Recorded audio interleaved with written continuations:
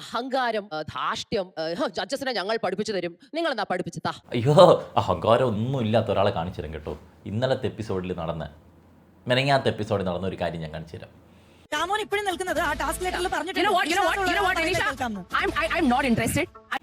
റനീഷ എന്ന് പറയുന്നത് അവിടെ ആങ്കറായിട്ട് നിൽക്കുന്നു, അവൾ ജോലി ചെയ്യുന്നു. ബിഗ് ബോസിൻ്റെ ക്രൈറ്റീരിയ നോക്കുകയാണെങ്കിൽ ഫൈനൽ 5 വന്ന് അതിൽ റണ്ണറപ്പായിട്ട് ലാലേട്ടൻ്റെ കൈപിടിച്ച് നിന്ന വ്യക്തിയാണ് റനീഷ. ഫൈനൽ 5 പോയിട്ട് അതിൻ്റെ 7 പോലും വരാതെ ഇവിടെ വന്നിട്ട് ബാക്കിയുള്ളവർ അളക്കുന്ന സമയത്ത് എന്തിനാണ് റനീഷയുടെ അടുത്ത് ഓർഡർ ഇട്ട് അഹങ്കാരം കാണിക്കുന്നത്? ജഡ്ജിയായിട്ട് ഞാൻ ഇരുന്ന് കഴിഞ്ഞാൽ ഞാൻ എന്തോ മറ്റേ കൊമ്പത്താളാണ്, ബാക്കിയെല്ലാം എനിക്ക് എൻ്റെ കാൽച്ചുവട്ടിലാണെന്നുള്ള ആറ്റിറ്റ്യൂഡ് ഒട്ടും ശരിയല്ല. എന്നിട്ട് ഈ ഡയലോഗ് അടിക്കുന്നത് ശരിയല്ല. അപ്പോൾ ഇന്നത്തെ എപ്പിസോഡ് തുടങ്ങി. എപ്പിസോഡിൽ സാധാരണ റനീഷ വന്ന് നിന്നിട്ട് നമസ്കാരം ബിഗ് ബോസ് അഗ്നി പരീക്ഷയിലേക്ക് നിങ്ങൾക്ക് എല്ലാവർക്കും സ്വാഗതം, വൈറ്റ് കോൾഡിൻ്റെ മാങ്ങാത്തൊലിയാണ് എന്നൊക്കെ പറഞ്ഞിട്ട് തുടങ്ങും. ഇന്നലെ വന്നിരുന്നിട്ട് മറ്റേ ചരമ വാർത്ത വായിക്കുമല്ലോ, അതുപോലെയാണ്. ഇന്നത്തെ ദിവസം എന്ത് വേണമെങ്കിലും സംഭവിക്കാം, നാളെ വേറെ എന്തെങ്കിലും സംഭവിക്കാം, നമുക്കൊന്നും പ്രതീക്ഷിക്കാത്ത കാര്യങ്ങളൊക്കെ ആയിരിക്കും ഇവിടെ സംഭവിച്ചുകൊണ്ടിരിക്കുകയല്ലേ. ഇന്ന് ഈ വേദി എന്ത് പുതിയ കഥയാണ് രചിക്കപ്പെടുന്നത് എന്ന് കാണാം. ജഡ്ജിമാരെ പരിചയപ്പെടുത്തുന്നത്, ജഡ്ജിമാരല്ലെങ്കിൽ അഖിൽമാരെ വെക്കുന്നത് മാണം വിടും ഇങ്ങനെ ഇഷ്ടമെന്നുണ്ട്. രജനി ഹരിദാസ് ഇങ്ങനെ എന്തെങ്കിലും കാണിക്കും. ആർക്കും കൊന്നാ ചിരിക്കരുത്, കൈ കാണിക്കരുത് എന്നുള്ള നിർബന്ധമാണ്. ഇങ്ങനെ ഇരിക്കണം അഖിൽമാരാർ, രഞ്ജിനി എന്നൊക്കെ പറയുമ്പോൾ അഖിൽ മാരാർ, രഞ്ജിനി ഹരിദാസ് ആൻഡ് റിയ സലീം. നമ്മൾ കലിപ്പാട് ഇന്നലെ പൊടിയും തട്ടി അഴിച്ച് പോയിട്ട് ഇന്ന് രാവിലെ വന്നത് ഫേസ് ചെയ്യാൻ ബുദ്ധിമുട്ടാണ്.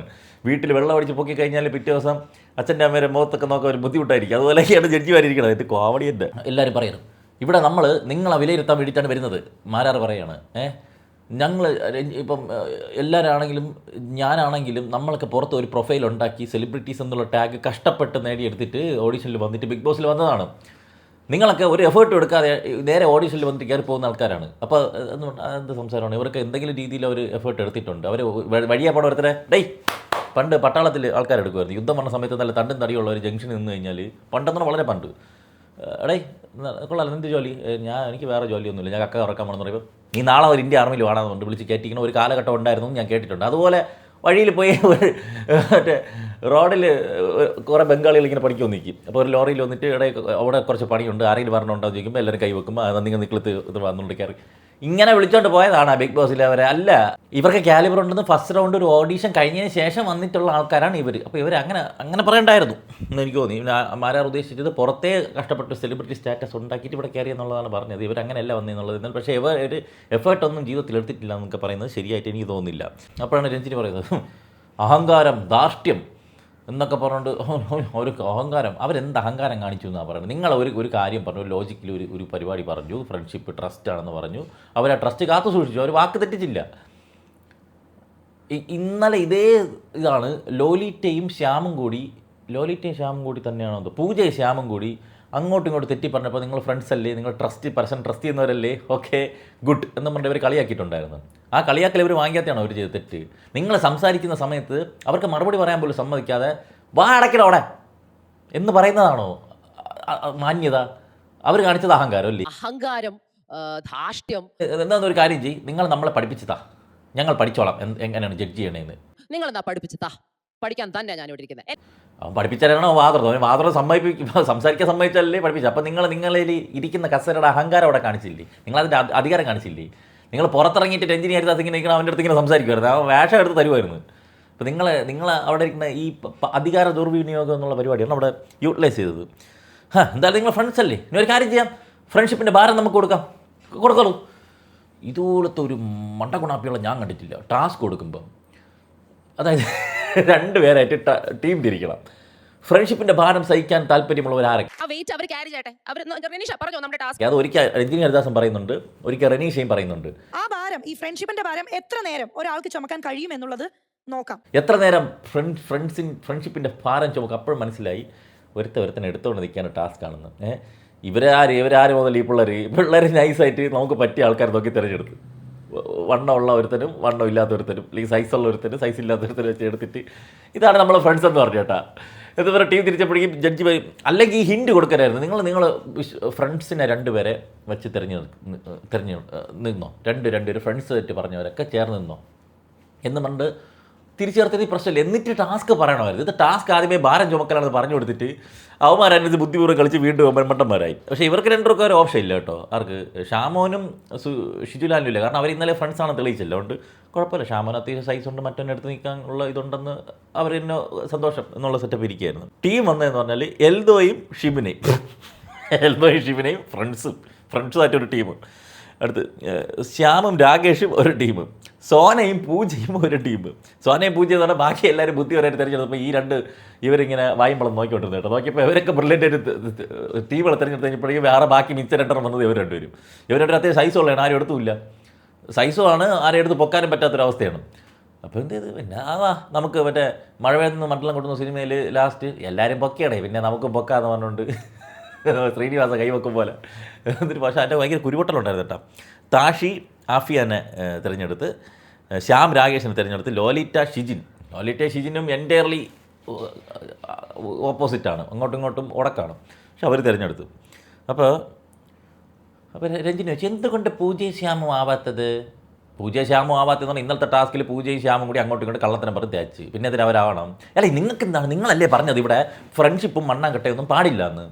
ഇവിടെ ഫ്രണ്ട്ഷിപ്പ് വേണ്ട. ബിഗ് ബോസ് പോയി നിങ്ങൾ എന്തോ ചെയ്തോ, ഇവിടെ ഫ്രണ്ട്ഷിപ്പ് വേണ്ട.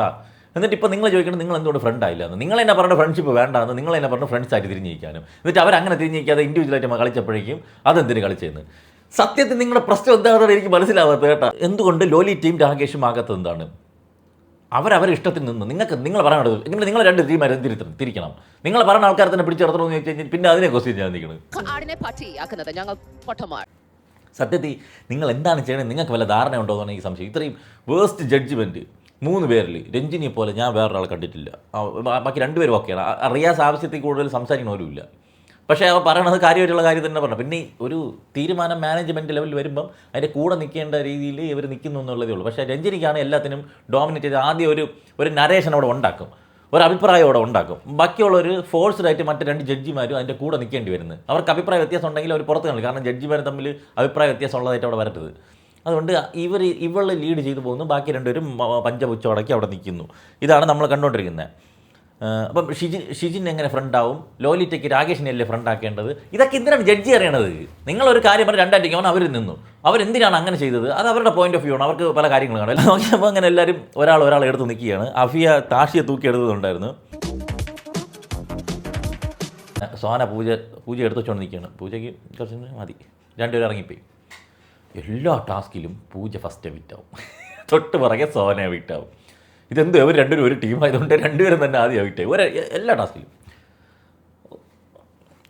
ഫിസിക്കലാവട്ടെ അല്ലാതെ എന്താവട്ടെ പറ്റത്തില്ല. ഈ 12 ഈ പൂജയെക്കാളും ഡിസർവിങ് ആയിട്ടുള്ളവരുണ്ടായിരുന്നു എന്നാണ് ഞാൻ മനസ്സിലാക്കുന്നത്. എന്തിനാണ് വീട്ടമ്മമാരാണ് എന്നുകൊണ്ട് എടുത്തിട്ടാണെന്ന് അറിഞ്ഞുകൂടാ. ഷിജിനും ലോലിറ്റയും ഫ്രണ്ട് അല്ലല്ലോ. ഷിജിൻ ഒറ്റയ്ക്കല്ലേ കളിക്കുന്നേ. ഷിജിൻ ഒറ്റയ്ക്ക് കളിക്കണമെന്ന് പറഞ്ഞിട്ട് എന്തിന് ലോലിറ്റയെ ഫ്രണ്ട് ആക്കിയെന്ന്. ഷിജിൻ പറഞ്ഞു ഞാനൊന്നുമല്ല, ലോലിറ്റയാണ് എന്നെ തിരഞ്ഞെടുത്തത്, അതുകൊണ്ട് ഞാൻ പോയി. ലോലിറ്റ് പറഞ്ഞ് എനിക്ക് ഇവൻ എന്നെ ട്രസ്റ്റ് ഉണ്ടെന്ന് പറഞ്ഞു. ആ ട്രസ്റ്റിനെ ഞാൻ വിശ്വസിച്ച് ഞാൻ അവൻ്റെ കൂടെ പോയി. നിങ്ങൾക്ക് എന്തിരുന്നു നേരം കണക്കണേന്ന് ഇവരിത് പറയാനുണ്ടായിരുന്നു. അവരെ ട്രിഗർ ചെയ്തുകൊണ്ടിരിക്കുകയായിരുന്നു. ജഡ്ജിമാർ ഇതും കണ്ട് വായുമ്പളം നോക്കിക്കുന്നുണ്ടായിരുന്നു. അഫിയ എൻ്റെ ഇടയ്ക്ക് ഡാൻസ് കളിക്കുന്നുണ്ടായിരുന്നു. രഞ്ജിനി പറയുന്നു 2 കൈ നീട്ടി, ഒരു കൈ നീട്ടി വയ്ക്കാൻ പറയണം താഴെ നിൽക്കുന്നതിൻ്റെ അടുത്ത്. അവരെല്ലാവരും ഒരു കൈ നീട്ടി വയ്ക്കുന്നു. പിന്നെ രഞ്ജിനിയുടെ കുറേ വെറുപ്പിക്കലും കുറേ ഡയലോഗുകളും കുറേ ചളി കോമഡികളൊക്കെ അവിടെ ഉണ്ടായിരുന്നു. അപ്പോൾ അഫിയക്ക് പറ്റില്ല, താഷി എടുത്തുകൊണ്ടിരിക്കാൻ പറ്റില്ല.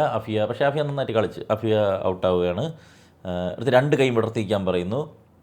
അങ്ങനെ നിൽക്കുമ്പോൾ രാകേഷിൻ്റെ ടീം ഔട്ടാവുന്നു. രാകേഷ് ഇങ്ങനെ വലിഞ്ഞ് പോകുന്നത് പോലെ കാണുന്നുണ്ടായിരുന്നു. പിന്നെ ഇനി മുകളിലുള്ളവരും കൈ നീട്ടി വയ്ക്കണമെന്ന് പറഞ്ഞിട്ട് വീണ്ടും അടുത്ത റൂൾ വന്ന്. അപ്പോൾ ഷിജുവിൻ്റെ ഇടയിൽ ഷിജു ഷാമോനും അവിടെ നിൽക്കുകയാണ്. അപ്പുറത്ത് നമ്മുടെ ഷിബിനെ ചുമന്നുകൊണ്ട് എൽദോ നിൽക്കുകയാണ്. ഷിജുലാലിനും ഷാമോനും കട്ട വേവാണ് കേട്ടോ. അവർ വിട്ടു കൊടുക്കില്ല എന്നുള്ള ഇതിൽ കട്ടയ്ക്ക് നിളയുന്നു. ഷാമോനൊക്കെ കൊണ്ട് വിളിച്ച് നിൽക്കണുണ്ടായിരുന്നു. അപ്പോൾ ഇതിൻ്റെ ഇടയിൽ അളിയ ഷൂസ് എന്തോ താഴെ പോകുന്നുണ്ടെന്ന് പിടിച്ചിങ്ങനെ വെച്ച് നിർത്തി വെച്ചപ്പോഴേക്കും മതി അയച്ചു പോകാൻ പറഞ്ഞു. അയ്യോ ഞാൻ ഷൂസ് ഇട്ടതാണ്, അയച്ചു പോടാ കൊണ്ട് പിന്നെ അങ്ങനെ അവസാനം ഷിബിനെയും എൽദോയും ജയിച്ചു. അതിൽ ജഡ്ജിമാർ എടുത്ത് പറയുന്നുണ്ടായിരുന്നു മുകളിലിരുന്ന ആൾക്കാർക്ക് പെൻഡൻ കിട്ടുള്ളൂ, ജയിച്ചവർക്ക് താഴെ ഇരുന്നവർക്ക് കിട്ടില്ല എന്ന് പറയുന്നുണ്ട്. അടുത്ത ടാസ്ക്കാണ് സ്വയം വിലയിരുത്തൽ ടാസ്ക്. ഇത് ബിഗ് ബോസിൻ്റെ ക്ലാസിക് ടാസ്ക്കാണ് എന്നാണ് പറയുന്നത്. പക്ഷേ ഇത്രയും നാളായിട്ട് ഇതിൻ്റെ ഉദ്ദേശം ഇതെങ്ങനെയാണ് ചെയ്യേണ്ടത്, എന്ത് തേങ്ങയാണെന്ന് എനിക്കിതുവരെ മനസ്സിലായിട്ടില്ല. ഓരോരുത്തർക്കും ഓരോ പൊസിഷൻ ഉണ്ട്. 1 മുതൽ 12 വരെയാണെങ്കിൽ 12 പൊസിഷൻ ഉണ്ട്. നമ്മൾ സ്വയം വിലയിരുത്തി നമുക്കിഷ്ടമുള്ള പൊസിഷൻ എടുത്ത് നിൽക്കണം, നമുക്കിഷ്ടമുള്ള പൊസിഷൻ. അപ്പോൾ എന്ത് ചെയ്യും, 1നും 2നും 3നും കൂടി കൂട്ടാടിയായിരിക്കും. ഇവർ കുറേ നേരം അങ്ങോട്ടും ഇങ്ങോട്ടും അലയ്ക്കും, ഒരു നടപടിയാവില്ല. വേറെ കുറേ പേര് എനിക്ക് അലയ്ക്കാനൊന്നും വയ്യാന്ന് പറഞ്ഞിട്ട് 4ലോ 5ലോ ഒക്കെ പോയി നിൽക്കും. ഈ 1ലുള്ളവരെ തള്ളി 4ലൊക്കെ വന്ന് ഇവന്മാർ അടി ഉണ്ടാക്കും. ഏറ്റവും അവസാനം ബിഗ് ബോസോ ജഡ്ജിയോ ആരെങ്കിലും പറയും നിങ്ങൾ മാറി നിൽക്കണമെങ്കിൽ മാറി നിൽക്കുക. ആദ്യം പറയും നിങ്ങൾ സ്ഥാനത്തിന് വിട്ടുകൊടുക്കാൻ വേണ്ടി ഈ 4ലും 5ലും നിൽക്കുന്നവരടുത്ത് ചോദിക്കും എന്തുകൊണ്ട് നിങ്ങൾ 1നും 2ലും പോയില്ല എന്ന്. 1നും 2ലും നിന്ന് അടി ഉണ്ടാക്കുന്നവരടുത്ത് ചോദിക്കും നിങ്ങൾ എന്തിനാണ് ഇത്രയും സ്ഥലമുള്ളപ്പോൾ അവിടെ കിടന്ന് ബഹളം വെച്ചുകൊണ്ടിരിക്കുന്നത്, നിങ്ങൾക്ക് വേറെ പോയി നിന്നൂടെ, നിങ്ങൾക്ക് വേണമെങ്കിൽ വേറെ പോയി നിൽക്കാമെന്ന് പറയും. അപ്പോൾ ആദ്യത്തെ സ്റ്റാൻഡ് അവിടെ പോയി ഇവർ വേറെ പോയി നിന്നു. ഇനി ആരും നിൽക്കാത്തവരുണ്ടെങ്കിൽ ബാക്കി എല്ലാവരുടെ കൂടി ഒരു പോൾ ഇട്ടിട്ട് ഇവർക്ക് ഏത് സ്ഥാനം കൊടുക്കുന്നു എന്ന് ചോദിക്കും. ഇവ സ്വയം വിലയിരുത്തിയല്ലടാ ഇവ അവിടെ നിൽക്കേണ്ടത്. ബാക്കിയുള്ളവർ വോട്ടിടാനാണെങ്കിൽ പിന്നെ അതിന് എന്ത് റെലവൻസ് ആണുള്ളത്? ലാസ്റ്റ് ഈ ഗെയിം മിക്കവാറും കംപ്ലീറ്റ് ആവില്ല, അവിടെ അടിയായി പിരിയും. മിക്ക ബിഗ് ബോസിനകത്ത് അതാണ് സംഭവിക്കണത്. എന്നിട്ട് ആരെങ്കിലുമൊക്കെ ഏതെങ്കിലും ഇതിൽ കയറി നിൽക്കുന്നത്. അതുകൊണ്ട് എന്തെങ്കിലും കാര്യമുണ്ടോ? ഇവർക്ക് കുറേ നേരം അലയ്ക്കാനും ആർഗ്യുമെൻറ്റ് പറയാനും ഓക്കെ. ഒരു കാര്യം പറഞ്ഞാൽ ഇവർക്ക് ഇവരുടെ സ്റ്റാൻഡും ഇവരെങ്ങനെ കമ്മ്യൂണിക്കേറ്റ് ചെയ്യുന്നു, മറ്റുള്ളവരെങ്ങനെ സംസാരിച്ച് ജയിക്കുന്നു എന്നൊക്കെ പറയാം. പക്ഷേ ഇവൻ്റെ സംസാരം കേട്ടിട്ട് ആരെങ്കിലും മാറി നിൽക്കുമോ? ഇനി മാറി നിൽക്കണമെങ്കിൽ മണ്ടനാവും. എന്നിട്ട് ഈ 2ാം സ്ഥാനമോ 3ാം സ്ഥാനം നിൽക്കണമെങ്കിൽ എന്തുകൊണ്ട് നീ 1ാം സ്ഥാനത്ത്, അപ്പോൾ നിന്നെക്കാളും ബെസ്റ്റ് അവിടെ ഉണ്ടെന്നല്ലേ എന്ന് ചോദിക്കുമെന്ന്. ഇങ്ങനെ പല രീതിയിൽ ഇവർ എന്നെ ഇങ്ങനെ കൺഫ്യൂസ്ഡ് ആയിക്കൊണ്ട് ഇവരെന്നെ പിന്നെ അവരെന്ത് ചെയ്യണമെന്ന് പറഞ്ഞാൽ ഈ പണ്ടാറെല്ലാം കൂടി അടിച്ചു പൊട്ടിച്ചിട്ട് അവിടെ കയറിയിരിക്കണം. എനിക്കറിഞ്ഞൂടാ അങ്ങനെ ഒരു ടാസ്ക്. അപ്പോൾ ഇതിൽ 2 പേര് ഒറ്റ മത്സരാർത്ഥിയാണ് കളിക്കേണ്ടത്. ആരൊക്കെയാണ്? ഷിബിനയും നമ്മുടെ എൽദോയും. കാരണം അവർ വിജയിച്ചിട്ടുള്ളത് കൊണ്ട് ഒറ്റ ഇതായിട്ടാണ് കളിക്കുന്നത്. അങ്ങനെ 1ാം സ്ഥാനത്തിനും 2ാം സ്ഥാനത്തിനും പതുപോലെ അടിയാവുന്നുണ്ടായിരുന്നു. അല്ല, ഷിജുലാലിൻ്റെ കുറേ സാധനങ്ങളുണ്ടായിരുന്നു കേട്ടോ, രസമായിരുന്നു കേട്ടോ. വന്നപ്പോൾ മുതൽ സ്പിരിറ്റ് കൊണ്ടുവന്നവനാണ് ഞാൻ.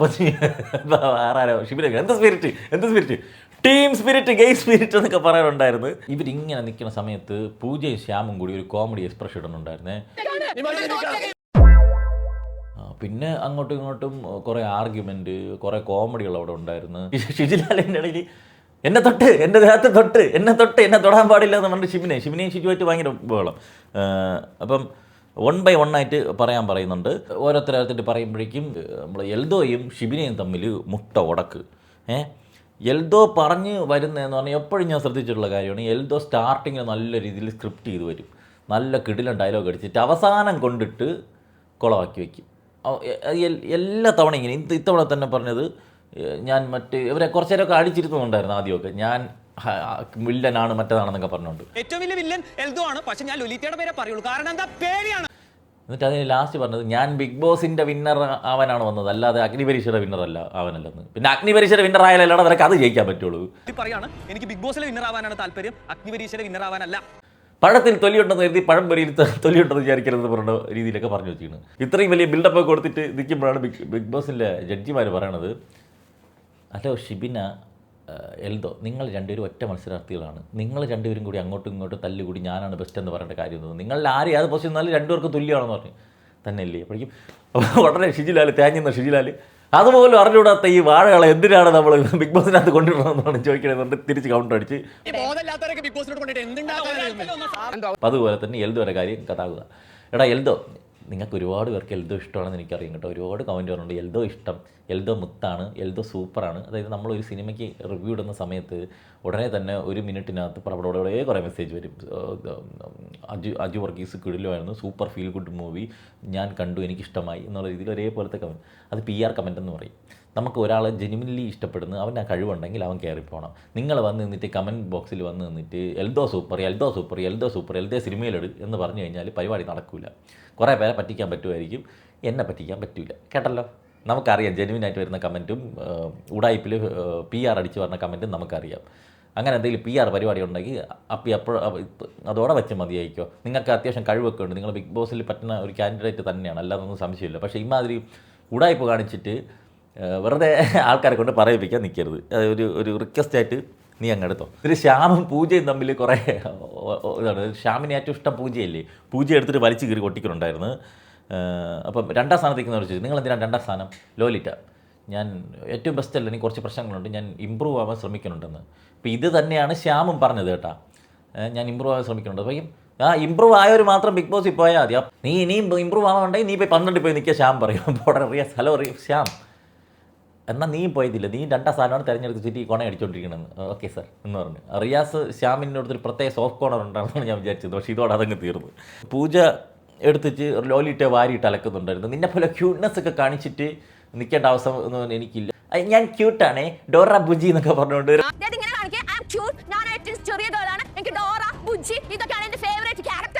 മൂന്നാം സ്ഥാനത്തിന് വേണ്ടി രാകേഷ് സോനയും തമ്മിലടി. 4ാം സ്ഥാനത്ത് ഷാമോൻ ചുമ്മാ പോയിക്കുക. 5ാം സ്ഥാനത്ത് താഷി പോയി നിൽക്കുന്നുണ്ടായിരുന്നു.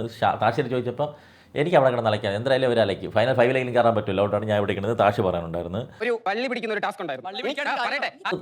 സ്വന്തം ഇതൊക്കെ പറഞ്ഞു കഴിഞ്ഞതിന് ശേഷം ഇനി നടപ്പില്ല എന്നുകൊണ്ട് മാറി നിൽക്കാൻ പറ്റുന്നവർ മാറി നിൽക്കാൻ ജഡ്ജിമാർ തന്നെ പറയണം. നിങ്ങൾക്കങ്ങ് മാറ്റി എത്തിയാൽ പോലെ ഇന്ന ആൾക്കാർ അവരെ വിലയിരുത്തൽ കേട്ടിട്ട് അവരെ മാറിക്കാൻ പറഞ്ഞാൽ ഒരിക്കലാക്കുമോ? അവസാനം ഈ അലച്ച് മതിയായിട്ട് ഷിജുലാലും 6ലും പൂജ 7ലും പോയി നിന്ന്. രാകേഷ് സോനയും കൂടി അടി ഉണ്ടാണ്ട് എന്തരാവട്ടെന്നുണ്ട് രാകേഷും പിടിച്ച് 8ൽ പോയി നിന്ന്.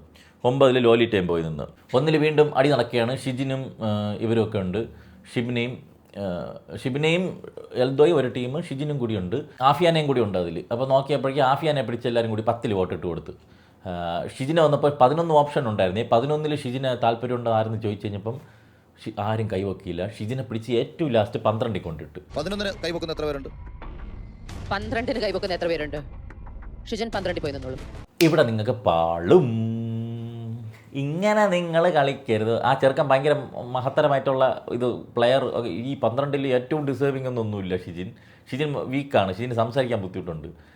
നിങ്ങളുടെ ആറ്റിറ്റ്യൂഡ് ഇങ്ങനെയാണെങ്കിൽ ഈ ചെറുക്കനെ നിങ്ങളിങ്ങനെ ഒറ്റപ്പെടുത്തി കഴിഞ്ഞാൽ ചെറുക്കന് ആൾക്കാർ വോട്ടിട്ട് കൊണ്ട് കയറ്റി വിടും. ഒരു മര്യാദ വേണം. 11 ഫ്രീ ആയിട്ട് കിടക്കുമ്പോൾ നിങ്ങൾക്ക് 11 കൊടുക്കായിരുന്നു. അപ്പോൾ 11 നിങ്ങൾ കൊടുക്കാതെ ഡയറക്റ്റായിട്ട് നിങ്ങൾ വോട്ട് ചെയ്ത് 12ലേക്ക് ട്രിഗർ ചെയ്യണമെങ്കിൽ അത് ഇൻസൾട്ട് ചെയ്യണം പോലെയാണ്. അപ്പോൾ ആ ഇൻസൾട്ട് ആൾക്കാർക്ക് ഇപ്പോൾ എടുക്കൂല. അപ്പോൾ നിങ്ങളുടെ ഒരു മോട്ടീവ് നമുക്ക് മനസ്സിലായി, നിങ്ങൾ എന്താണ് ഉദ്ദേശിക്കണേന്നുള്ളത് നമുക്ക് മനസ്സിലായി. ആൾക്കാർ ഇപ്പോൾ ഇത് ശ്രദ്ധിച്ചില്ലെങ്കിലും നിങ്ങൾ ഇതുപോലെ ഇവനെ ഇങ്ങനെ ടാർഗറ്റ് ചെയ്യാൻ തുടങ്ങണമെങ്കിൽ അവനൊരു ഒറ്റപ്പെടൽ, ഒരു സഹതാപം അവനിവിടെ കിട്ടും, പുറത്ത് കിട്ടും. ആ സഹതാപത്തിൽ ചെറുക്കം കയറിപ്പോവും. ഇപ്പം അവർ ഷൂട്ടിങ്ങൊക്കെ ചെയ്ത് കഴിഞ്ഞാൽ നമുക്കിനി ഒന്നും ചെയ്യാൻ പറ്റില്ല. 11 വേക്കൻ്റ് ആയിട്ടിരിക്കുന്നതുകൊണ്ട് നിങ്ങൾ രണ്ടുപേരും കെട്ടിപ്പിടിച്ചോണ്ടിരിക്കുകയല്ലേ. ഇനി നിങ്ങൾ രണ്ടും കൂടി അടി പിടിക്കുക, അതിൽ ഒരാളെ പിടിച്ച് 11 നിർത്താമെന്ന് പറഞ്ഞു.